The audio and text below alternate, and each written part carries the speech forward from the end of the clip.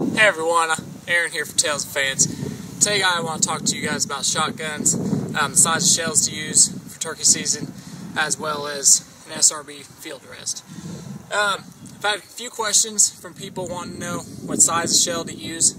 It really depends on how far you want to shoot, how far you're capable of shooting, and what kind of gun you have. Personally, I have cheaper guns, but they're good guns. It's a Mossberg, and 12 gauge is what I shoot.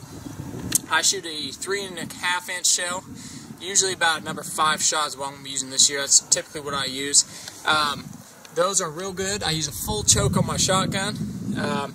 I can do it, I can hit pretty consistently about 50 yards, get a pretty good spread at about 50 yards. So that's what I typically do. Use a full choke. A lot of times, sometimes I'll even use super full choke. It depends on the area I'm hunting. If it's a field, if it's woods, how far I think my shots are going to be. But a lot of people use 16 gauge, 20 gauge. Some people even use a 410.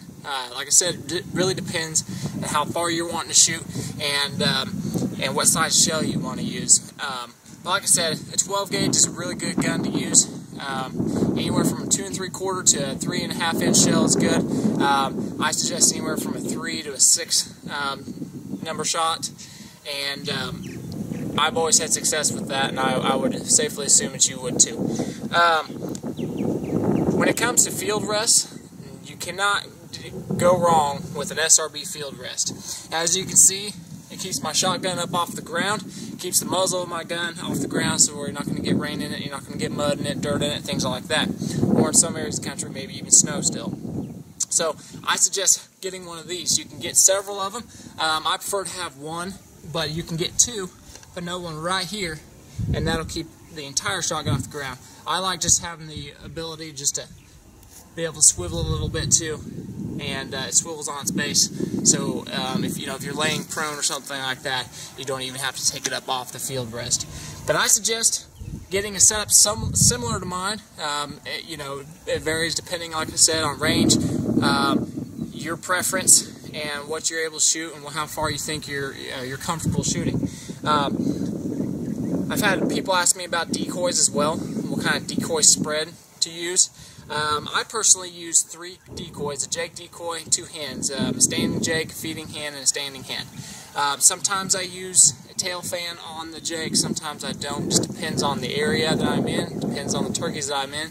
Ones that I've scouted out before, I can tell how they react to another gobbler strutting. So I know a lot of times in some of the areas that I hunt, especially if you hunt public land, which I do sometimes, is those turkeys are pretty heavily pressured, and so they're kind of a bit weary about other gobblers in the area. So I suggest look at the turkeys in your area that you're going to be hunting. Watch them while you're doing your scouting. See how they react to other gobblers in the area that are strutting too. See how the hens are whenever a gobbler is strutting in the area, and just kind of base your spread on what's already out there, what the live nature is actually already doing. You can pick up one of these field rests at SRB Field Rest on Facebook or on the internet.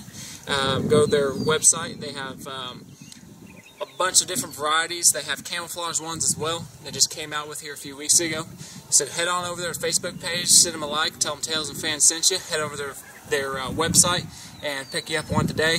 Keep your gun safe, dry, off the ground, just like I do. I wouldn't go to the field without it, and I highly recommend you don't either. Thanks for watching. Don't forget to like us on Facebook, and we'll catch you next time.